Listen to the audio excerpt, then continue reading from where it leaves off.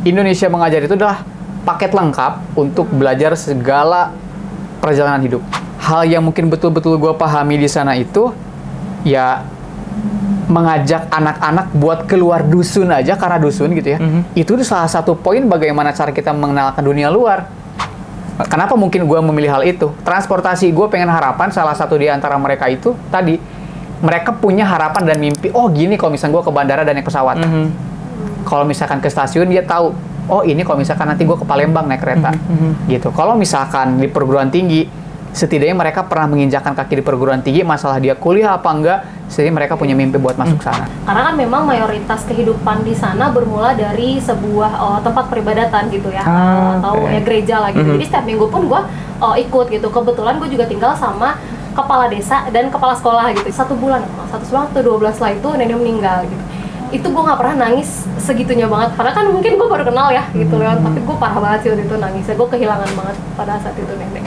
Mungkin kalau ditanya kenapa waktu itu langsung memutuskan untuk menikah, kayaknya karena kita ngerasa nyambung aja sih gitu. Jadi kita ngobrolin masalah apa sih poin penting ketika emang kita ngebangun relasi kayak gitu kan, apalagi di usia-usia sekarang kayak gitu ya. Coba ke jenjang serius, tapi ya memang tadi tujuan kita kalau misalnya memang serius, kita nggak bakal lama untuk saling mengenalnya, tapi kita langsung ke hal-hal yang konkret lah kayak gitu.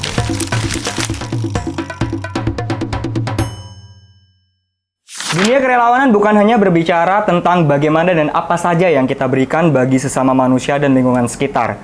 Tapi ternyata dengan kita berkegiatan kerelawanan, kita juga bisa mendapatkan jodoh kita. Podcast Pejuang kali ini bersama gue Leon Wical, dan saat ini gue udah duduk bareng sepasang kekasih, bahkan suami istri ya, karena sudah menikah, yang dipertemukan karena mengikuti Indonesia Mengajar sebagai pengajar muda. Di sini ada Zitsul dan Futi. Selamat malam Zitsul, selamat malam Futi. Selamat malam Leo. Ini jauh-jauh dari Bandung spesial buat podcast Pejuang ya. Buat sharing ya bareng teman-teman pejuang di sini. Oke, Zitsul dan Futi ini kan diperkenalkan atau dipertemukan dari Indonesia Mengajar. Nah, gue pengen tahu nih, Indonesia Mengajar tuh apa sih, Zul? Indonesia Mengajar itu secara definitif yang muda mungkin ya. Jadi sebagai gerakan sosial yang memang fokusnya di pendidikan kayak gitu. Jadi himpunan, kalau bahasa dari Indonesia Mengajar itu kan pemuda-pemudi terbaik di Indonesia yang memang merelakan waktunya selama 1 tahun untuk sekolah kepemimpinan dan juga membangun perkembangan pendidikan di Indonesia kayak gitu. Jadi relawan selama 1 tahun mengabdi untuk Indonesia, gitulah sederhananya. Oke, dan itu ditempatin di pelosok. Pelosok daerah di Indonesia ya. Oke, ke Futi dulu nih. Dari lo dulu mengenal Indonesia Mengajar dari mana, Fut? Oke. Kalau gue dulu waktu tahu Indonesia Mengajar itu sebenarnya udah dari kuliah. Cuman karena kuliah itu tidak langsung mau tertarik gitu loh untuk ke dunia relawan, akhirnya gue nggak terlalu mencari tahu gitu loh secara detail apa sih sebenarnya Indonesia Mengajar itu terus ngapain gitu. Apa yang gue tahu adalah Indonesia Mengajar itu memang tempat wadah untuk mengabdi ke suatu tempat gitu, that's it gitu. Jadi gue nggak terlalu tahu sebenarnya berapa lamanya gitu, terus juga kemana aja pun bahkan gue nggak tahu gitu loh Yon. Nah, waktu pertama kali gue searching benar-benar detail itu adalah ketika udah kerja. Jadi setelah lulus, jadi gue sempat kerja di Jakarta. Jadi untuk selama setahun atau 2 tahun lah kurang lebih waktu itu di Jakarta. Terus biasa nih, karena di Jakarta kan memang hektik banget ya, rush hour banget. Kalau misalnya kerja tuh kayak nggak tahu waktu gitu. Nah, jadi waktu ketika itu satu waktu gue kerja, gue ingat banget sih waktu itu kerja di lantai 25. Nah, di saat itu gue kerja di sebuah perusahaan multinasional yang memang bekerja sama orang Jepang pada saat itu, dan kita tahu lah ya kalau misalnya di dunia kerja di Jepang itu untuk kerjaan itu pasti sibuk dan banyak banget. Nah, pada saat itu gue coba untuk mikir gitu, gila gue mau sampai kapan kayak gini gitu. Maksudnya pada saat itu gue kerja sebagai marketing, dan memang pekerja itu sangat amat pulang itu cukup malam lah pada saat itu gitu. Jadi gue tuh bingung gitu, kenapa ya gue harus melakukan ini setiap hari gitu. Kayaknya gue nggak mau deh mati kayak gini gitu. Jujur waktu saat itu ya, tapi gue nggak menyalahkan orang-orang yang bekerja kayak gitu. Maksudnya itu kan pada saat kondisi gue pada saat itu gitu ya. Nah, saat itu gue mencoba untuk cari tahu, kayaknya gue harus melakukan sesuatu yang lain. gue harus stop dulu nih untuk kerja di sini gitu. Sampai akhirnya gue searching, nah dapetlah waktu itu Indonesia Mengajar gitu. Cuman pada saat itu gue juga nggak tahu Indonesia Mengajar ini mau ngapain. Lu langsung searching Indonesia Mengajar kah atau oke? Jadi kayak ada apa ya kira-kira yang bisa gue lakuin. Akhirnya gue Google kayak kerelawanan atau pengabdian atau apalah yang gue searching pada saat itu gitu. Dan yang keluar di Google pada saat itu adalah Indonesia Mengajar gitu. Nah, si Indonesia Mengajar ini waktu itu belum buka. Bukanya itu tutup kalau nggak salah magang apa ya.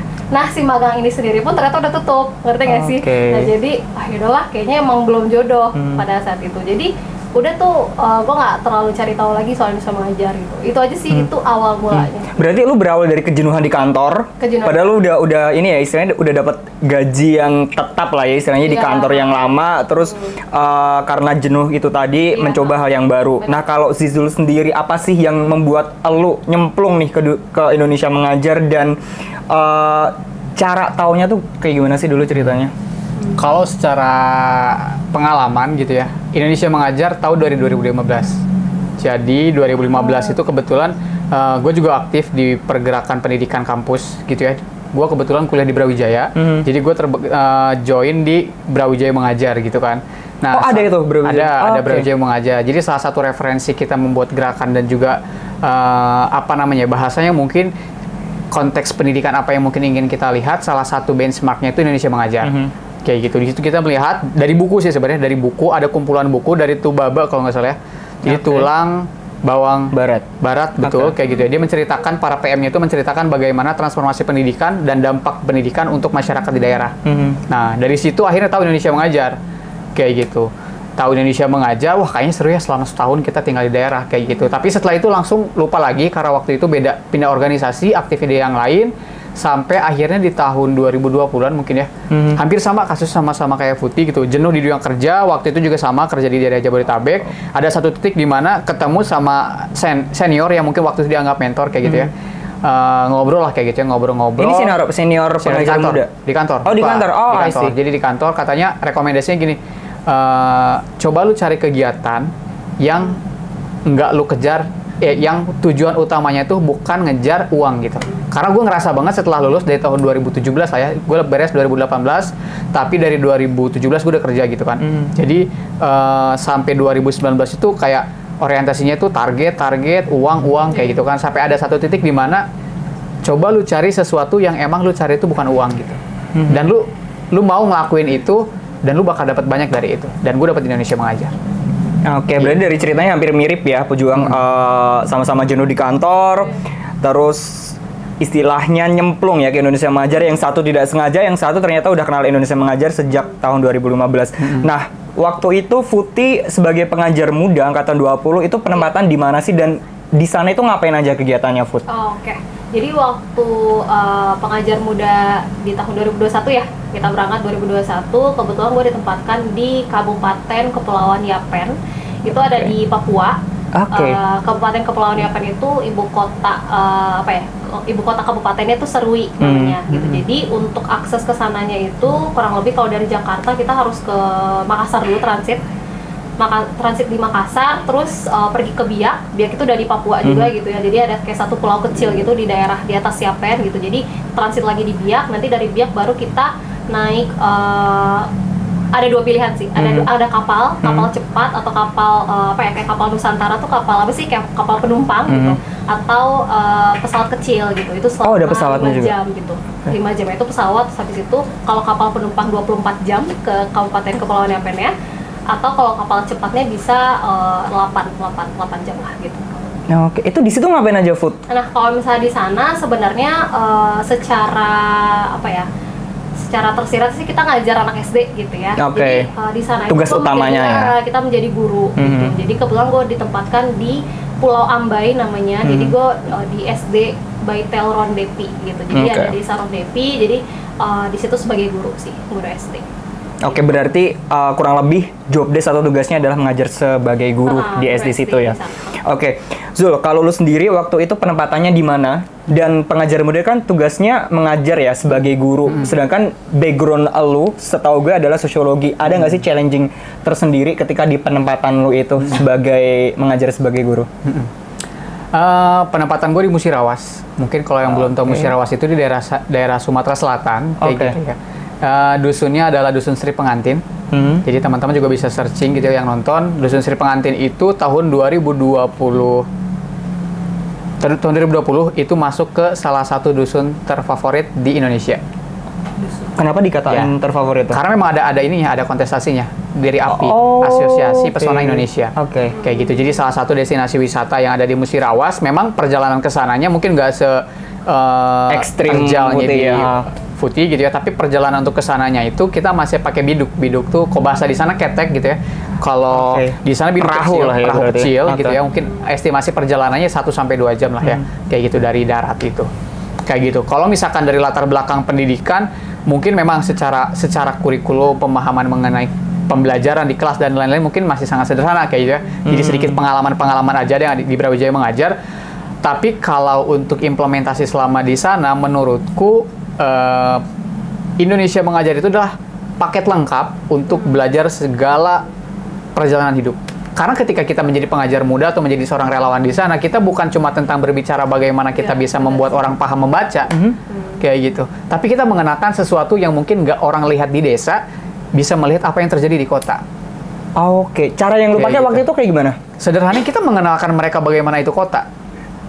Karena kebetulan di daerah gue itu Oke. daerah Sumbersari gitu ya. Kalau secara sosiologis itu ada namanya Sumbersari, daerah penyangga hutan. Daerah penyangga hutan itu adalah orang-orang yang memang hidup dari satu bukit ke bukit yang lainnya, memang hidupnya subsisten.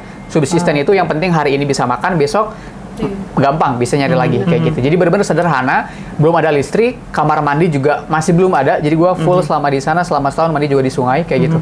Nah, ternyata hal yang mungkin betul-betul gue pahami di sana itu ya mengajak anak-anak buat keluar dusun aja, karena dusun gitu ya. Itu salah satu poin bagaimana cara kita mengenalkan dunia luar.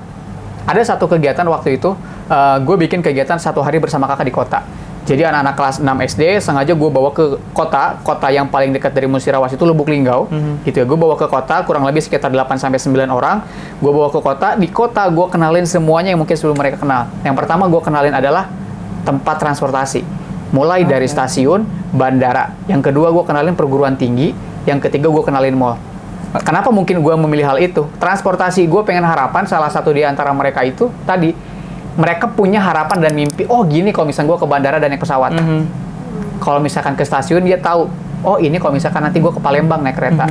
Gitu. Kalau misalkan di perguruan tinggi, setidaknya mereka pernah menginjakkan kaki di perguruan tinggi, masalah dia kuliah apa enggak, setidaknya mereka punya mimpi buat masuk sana. Kalau di mall itu biar mereka nggak ketinggalan zaman aja sebenarnya. Dan itu mereka si anak-anak ini baru first time ya, pertama kali menginjakan kaki ke tempat-tempat yang lu mention tadi. Pertama kali mereka benar-benar Lokasi jauh nggak sih? lumayan. Ya tadi harus Jaraknya gimana tuh? Dari desa lu ke kota Lubuk Linggau itu? Transportasinya. transportasinya mungkin perahu sekitar 2 jam turun ke bawah, terus dijemput dari kota ke sana juga sekitar 1 jam, ya mungkin sekitar 3 jam lah, 3-4 jam lah kurang lebih. Oke. Futi tadi kan Sizul udah ceritain nih challenging yang di desa penempatannya. Kalau di desa penempatan lu sendiri, hal paling challenging menurut lu tuh apa tuh? Nah, jadi gini, kalau misalnya di tempat penempatan gue, karena kita itu lokasinya itu ada di laut, jadi kita di tengah, Oke. kebetulan ya di tempat gue itu ada di pulau di atas laut gitu, jadi memang rumah dan semua kehidupannya itu di atas laut gitu, jadi memang tidurnya, terus juga MCK atau kayak apa ya, kayak cuci baju dan lain-lain itu memang di atas laut gitu, jadi memang berhubungan banget sama laut, termasuk kayak makan dan segala macam ya, sama sih kurang lebih kayak Jul tadi, kalau misalnya hari ini udah hari ini gitu, besok tuh adalah berkat gitu, berkat yang lain lagi dari Tuhan gitu, karena kan memang mayoritas di sana kan penduduknya mungkin non muslim gitu ya. Nah, saat itu adalah challenging yang paling kerasa sama gue adalah di budaya sih memang, karena kan Perbedaan budaya perbedaan ya? budaya Oke. yang memang kerasa di situ gitu, mulai dari tempat tinggalnya juga itu ada budaya juga kan udah berbeda banget dari kita gitu, karena kan gue nggak pernah nih tinggal di atas laut sebelumnya gitu, terus juga dari bahasa gitu, bahasa sama dari agama pastinya gitu. Nah pada saat itu, nah cuman karena memang benar kita kan tugasnya memang cuman bukan hanya mengajar SD dan cuman bisa membaca gitu ya. Nah apa sih yang akan gue sampaikan ke mereka tuh, ternyata mereka itu sesimpel emang pengen banget, ada beberapa anak yang memang mau melanjutkan sekolahnya itu ke kota gitu, karena akses dari tempat gue itu untuk ke kota sebenarnya tidak terlalu jauh gitu sebenarnya gitu, cuman kan nggak semua orang ya punya akses atau punya perahu, bahkan apalagi kalau misalnya perahu kan harus ada apa sih kayak bensin dan lain-lain. Nah itu tuh kendala banget sebenarnya di situ gitu, jadi nggak semua orang juga pernah punya kesempatan ke kota gitu. Kalau misalnya tadi Zizul kan kamu tadi ngajak anak-anak ke kota gitu kan. Aku mungkin nggak akan se-ekstrem itu sih untuk ngajak mereka gitu. Mungkin pada saat itu belum ada kesempatan gitu untuk mengajak semua anak itu ke sana gitu. Tapi dengan cara mengajarkan geografis Indonesia ini gitu. Jadi gue setiap hari itu selalu mengajarkan tentang Indonesia itu sebenarnya segede apa sih gitu. Jadi mereka hanya itu kan Serui, ada pulau lagi ya di situ, Pulau Ambay itu kan kecil banget ya gitu. Jadi gue tuh mau mengenalkan di luar Papua ini ada banyak banget dan ada gede banget pulau-pulau lain gitu, dan mereka itu dijajarin, dijembrengin gitu dari Indonesia, dari Sumatera sampai Papua ini seperti apa gitu, dan gue suruh hafalin, bahkan digambar, dan mereka tuh bahkan mau ibu dari Jakarta kah, ibu dari ini ya, dari sini ya gitu. Jadi itu aja tuh udah mereka udah excited ya, udah excited sendiri gitu. Nah apalagi ketika gue menjelaskan sebenarnya ibu tuh dari Jakarta gitu, tapi sebenarnya ibu kampung itu ada di Padang gitu. Padang itu kan di ujung lagi ya di Sumatera lagi. Jadi mereka gila sampai ini jauh banget gitu ibaratnya gitu. Jadi sampai mereka udah se-excited itu gitu. Tapi menarik yang lo bilang bahwa di sana di awal-awal lo bilang struggling dengan budaya yang berbeda, kondisi tempat tinggal yang berbeda. Yang gue pengen tahu adalah gimana cara lo betah untuk menghadapi perbedaan yang seperti itu sampai bertahan 1 tahun ya di sana. Awal-awal tuh sulit banget sih, pasti ya Yon, apalagi karena perbedaan agama ya sebenarnya gitu.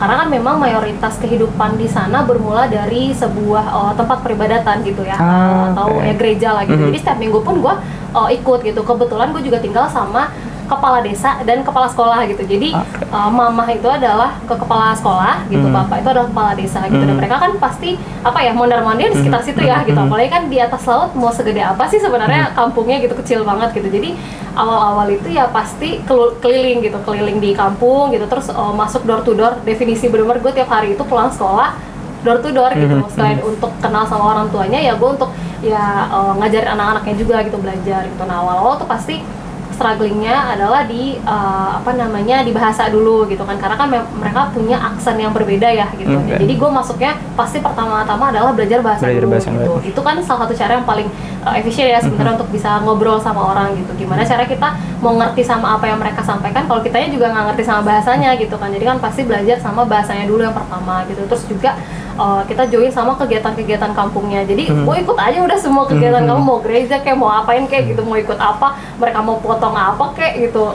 Kan kalau misalnya di sana itu banyak banget acara-acara acara-acara agama sama acara-acara kampung gitu loh. Jadi udah gue join aja gitu di situ. Dan mereka alhamdulillah sangat amat baik, toleransinya tinggi ya di sana parah ya. sih.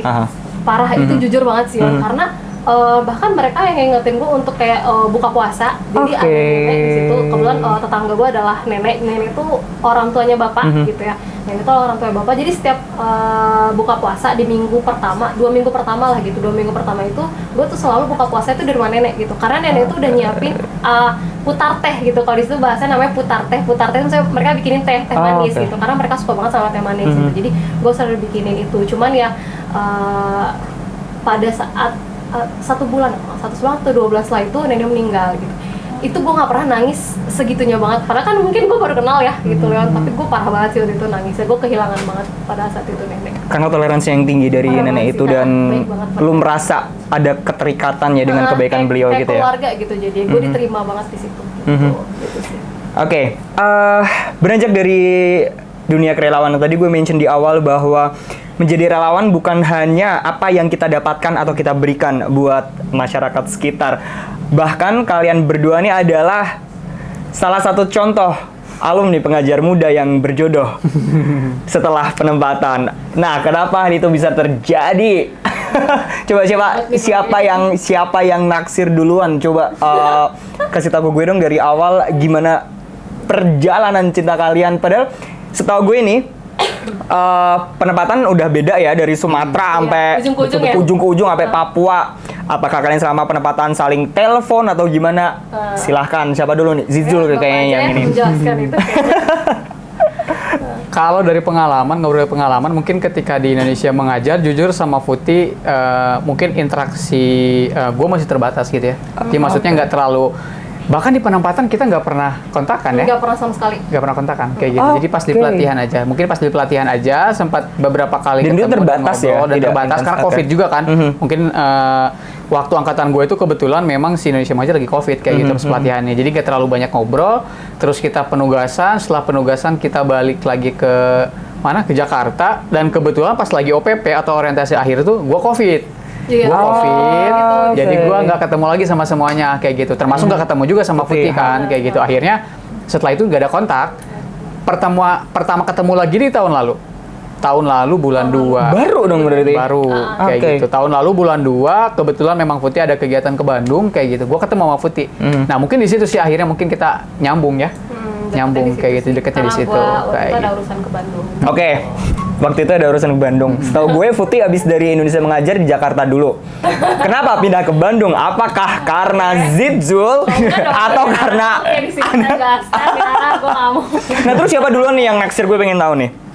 Kayaknya nggak ada di tahap itu nggak sih. Jadi gini, waktu itu gue sempet ke Bandung. Memang Oke. karena ada satu kegiatan gitu. Jadi memang gue itu ke Bandung memang mau cari kerjaan lagi gitu. Tadi kan lo bilang gue kerja di Jakarta ya Yes. gitu. Nah kebetulan gue udah resign di Jakarta Oke. gitu. Tapi pada saat itu emang gue lagi nyari kerjaan. Ya namanya nyari kerjaan ya udah kan ada di Jakarta dan Bandung. Memang pada saat itu gue nyarinya di 2 lokasi itu gitu. Dan kebetulan ya udahlah pada saat itu gue coba nih ke Bandung aja gitu. Nah emang pada saat itu emang gue belum tahu mau kerja di mana gitu di Bandung. Jadi emang gue ya nggak tahu kenapa sih emang ujuk-ujuk pengen ke Bandung aja gitu. Cuman bukan karena dia gitu. Jadi Tapi lu waktu itu udah tahu kalau Zitzul di Bandung atau? udah tahu. Oke. Karena kan dia sama beberapa teman kita yang lain anak PM yang lain kan Juga memang ada stay di Bandung. Ah, Oke, ada benar. stay di Bandung juga gitu. Jadi dan gue pun bahkan waktu ke Bandung itu emang nggak ngabarin PM Bandung Lain. sama sekali gitu. Termasuk dia juga sih nggak gue kabarin pada saat itu. Nah jadi pada saat itu juga pas ada kegiatan di Bandung, terus ada momen apa ya waktu itu tuh gue ngechat dia gitu kayak ngobrol lah gitu. Putih duluan ternyata yang ngechat Zitzul ya. Oke. Jadi gue chat Oke. gitu loh. Karena kan kita pernah utang ya waktu itu karena kan emang dia nggak pernah OPP. Dia kan OPP nggak ikut nih. Utang apa? Utang Bukan, duit? jadi bukan. Jadi waktu itu kita sempat ngobrol waktu pelatihan yang dia bilang gitu. Oke. Terus dia bilang, lo main lah kalau misalnya ntar udah selesai ke Bandung. Atau iya ntar lo main juga Jakarta ya. Paling gimana sih anak PM kan kalau ngomong kan kayak gitu. Oke. Nah, jadi pada saat itu gue ngobrol nih pas banget gue ke Bandung. Ya udah gue infoin ke Idul waktu itu. Berarti Cuman pada utangnya saat itu utang bertukar cerita. Ya, cuma itu doang. utang pertemuan setelah penugasan lah. Biasa kan kita nanya-nanya dapat apa aja nih di penugasan. kayak Tapi gue nggak pernah ngajak satu orang sih setelah itu sih. lanjut. Cuma kalian doang nih yang oke lanjut. Oke. Lanjut ya. Lanjut. Itu aja sih pada saat itu. Oke. Berarti berawal dari ngobrol ya. di Bandung. Gue balik ke Jakarta gitu, gue nggak langsung Nggak langsung bener-bener gua stay di pindah Bandung. ke Bandung enggak gitu. Oke. Langsung to the point ya pertanyaan ya. Ngeri Apa? ya pertanyaan. Apa yang membuat kalian memutuskan yuk nikah? Itu jangka waktu dari pertemuan pertama setelah ngobrol di Bandung sampai memutuskan menikah itu jangka waktunya berapa lama dan apa yang membuat yuk nikah yuk? Karena jujur itu cukup mengejutkan gue dan teman-teman yang lain ya. Oke. Cepet juga nih. Silakan monggo. Bapak aja yang jelas deh. Mungkin kalau ditanya kenapa waktu itu langsung memutuskan untuk menikah, kayaknya karena kita ngerasa nyambung aja sih gitu. Oke. Jadi kita ngobrolin masalah apa sih poin penting ketika emang kita ngebangun relasi kayak gitu kan, apalagi di usia-usia sekarang kayak gitu ya. Mungkin di usia-usia kita juga udah waktunya juga kan Iya kayak sih. gitu kan. Apalagi kita sebelum Indonesia Mengajar tuh bukan fresh grad kita langsung ikut IM, tapi kita sempat kerja dulu gitu kan. Pas ngobrolin masalah hal itu pun ternyata memang ada koneksi kayak gitu kan. Oke. Kemudian kita ngobrolin ke hal-hal yang mungkin sifatnya lebih ke hal-hal penting gitu, misalkan value dan lain-lain pun kita hampir semuanya itu nggak ada yang bertolak belakang kayak gitu. Nah Oke. makanya banyak kemiripan lah ya. ya banyak kesesuaian. Akhirnya ya udahlah kalau misalnya memang kayak gitu coba kita coba aja kayak gitu. Jadi coba ke jenjang serius, tapi ya memang tadi tujuan kita kalau misalnya memang serius kita nggak bakal lama untuk saling mengenalnya, tapi kita langsung ke hal-hal yang konkret lah kayak gitu. Oke. Food apa yang membuat lo langsung oke, gue mau. Apa ya? Itu tadi sih sebenarnya karena kan memang sebelumnya bukan kenal Zitzul itu emang udah pas saat gue kenal di Bandung kan enggak ya, karena kan emang kita udah saling kenal itu waktu di pelatihan Sebelum penempatan ya. Walaupun emang bukan nggak pernah sih, tapi jarang untuk berinteraksi, jarang banget malah sebenarnya gitu. Jadi emang nggak ada intensitas untuk ngobrol juga kan, apalagi ke arah sana gitu, nggak ada sama sekali gitu ya gitu. Jadi karena udah kenal, jadi waktu di Bandung itu cuman gimana sih, kayak ngobrol ala-ala apa gimana sih lo abis penempatan, formalitas sebagai alumni pengajar muda lah ya. Gitu. Nah karena waktu ngobrol itu ternyata ada hal-hal yang mungkin cocok atau misalnya kayak sesuai yang tadi dibilang value, terus juga ada nilai-nilai yang mungkin penting buat gue gitu pribadi, dan ternyata sama nih sama gue gitu orangnya gitu. Jadi kayak udah aja nggak sih, pada udah ngalir aja gitu ya, nggak ada yang kayak aku mau tidak ambil dengan saya, udah kayak aku mau gitu, nggak gitu. Karena itu tadi ya, karena udah dituntut umur ya tadi ya, mention ya. Jadi garis besarnya kayaknya gitu deh. Garis besarnya umur. Yang nggak ada lagi mention gitu. Iya benar. Kayak udah langsung aja gitu. Oke. Terakhir sebelum closing nih. Goals kalian sebagai pasangan alumni pengajar muda, goals kalian sendiri ke depan itu pengen kayak gimana? Silakan satu persatu, bisa beda. Alumni pengajar muda yang berjodoh. Yang berjodoh. Silakan, mau dari Futi duluan monggo, dari Zizul duluan monggo. Karena tadi kan dari gua terus ya. Oh, silakan dari Futi. Ini mikir dulu Pak. Tolong terus pesan sebagai goals. Mimpi elu sebagai pasangan yang berjodoh dari alumni pengajar muda. Untuk siapa nih? Untuk diri lu sendiri loh, untuk diri lu dan Zizul dong. Misalnya lu pengen punya anak yang ntar mau dicemplungin PM juga, boleh juga kan? Boleh sih, gue kayak setuju sih soalnya. Oh itu jadi goalsnya ya, oke. Nah karena bukan itu juga langsung ya. Jadi kalau dari gue pribadi sih, karena mungkin kita berdua bahwa basicnya di pengajar muda gitu ya, atau dari dunia relawan yang sama gitu. Ibaratnya kan karena satu angkatan, mungkin apa yang dimasukin ke otak kita ini sama nih semuanya gitu. Harapannya sih memang benar sih, kalau misalnya kita udah punya anak, berarti kan nilai-nilai yang ditanamkan nanti mungkin bukan hanya anak sih, tapi orang-orang di sekitar dan segala macam itu memang kita bisa memberikan dampak yang mungkin cara pemikiran yang nggak akan terlalu jauh beda sama apa yang udah kita dapetin gitu. Berarti apa yang lu dapetin di Indonesia Mengajar akan lu implementasikan ke anak lu dan orang-orang yang sekitar lu gitu ya? Syukur-syukur anaknya mau jadi PM kan? Mantap, amin. Oke. PM berapa itu ya? PM 50, 70. Zul, dari lu Zul? Kalau dari gua paling ini sih, kita sempat ngobrol kayak gitu ya, karena kita menyadari betul dampak dari proses relawan di Indonesia Mengajar dan juga seberapa besar dampak pendidikan kepada orang lain kayak gitu ya. Jadi kalau misalnya ngomongin masalah cita-cita dan mimpi, mungkin kita pengen punya sekolah juga sih.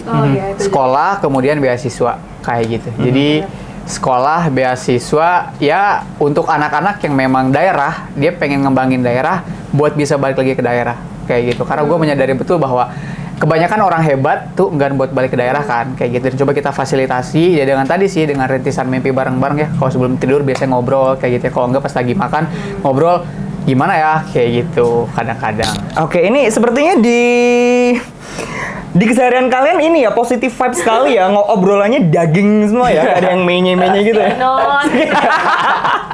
Oke, terakhir nih, satu persatu dari kalian silakan berikan pesan buat anak muda supaya tetap semangat untuk berdampak bagi sesama dan lingkungan sekitar. Monggo dimulai dari Zizul dulu, silahkan. Menurut gua hidup itu cuma sekali, waktu akan terus berjalan, pilihan lu mengambil peranan berdampak atau cuma tinggal diam gitu. Gue selalu percaya kalau misalkan pendidikan itu akan merubah kelas sosial. Jadi buat siapapun kalian yang menyadari betul bahwa kesulitan ekonomi adalah kendala untuk proses hidup, maka perbaiki pendidikanmu dan juga cobalah bertindak untuk orang lain gitu. Ada satu kutipan yang menarik dari salah satu entrepreneur, dia mengatakan bahwa jika kamu ingin sukses, maka sukseskan dulu orang lain. Itu poinnya. Gitu sih paling. Oke, mantap, luar biasa. Terakhir dari Futi, silahkan Fut. Tekanan ya kalau udah kayak gitu opening. Jadi gue mau ngomong apa langsung nih? drop gitu ya? Mau ngomongnya versi apa ya gitu. Mau dia pakai kutipan, gue bingung ya dia mau ngomong apa. apa ya, karena pada zaman sekarang kan semua orang tuh punya perannya masing-masing gitu. Ada yang di bidang A, di bidang B, di bidang C gitu. Semua orang tuh punya peranannya, punya sikapnya masing-masing. Dan mereka tuh otomatis juga punya dampaknya untuk lingkungannya masing-masing gitu. Setiap orang tuh nggak harus untuk jadi satu orang untuk menjadi siapa gitu. Maksudnya dia bisa jadi siapa aja untuk berdampak untuk orang-orang di sekitar dia gitu. Jadi pesan gue adalah lakukan yang terbaik yang kamu bisa gitu di tempat kamu sendiri gitu, di lingkungan kamu sendiri, dan jadi siapapun kamu gitu itu bisa gitu. Dan ibaratnya sih kalaupun kamu nggak bisa, aduh kayak gue nggak bisa nih untuk jadi seorang relawan kayak gitu untuk ditempatkan di satu tempat yang lama gitu, ya nggak apa-apa juga gitu, kamu bisa berdampak di tempat kamu sekarang juga berada gitu. Jadi apapun bisa dan dimanapun tuh bisa sebenarnya untuk berdampak, asal kamu punya niat dan emang baik gitu. Be kind aja sih sebenarnya. Oke, mantap, luar biasa.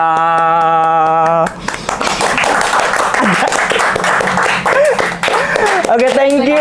Ya, aman ya. Thank you Futi, Zitzul, buat ngobrol santai dan sangat inspiratif sekali ya. Dan makasih banget udah mampir di podcast Pejuang. Gue doain lancar segala sesuatu yang sedang dikerjakan dan goals-goalsnya tercapai. Amin, Semoga nanti amin, kalau punya amin. anak langsung masuk Indonesia Ya. Mengajar ya.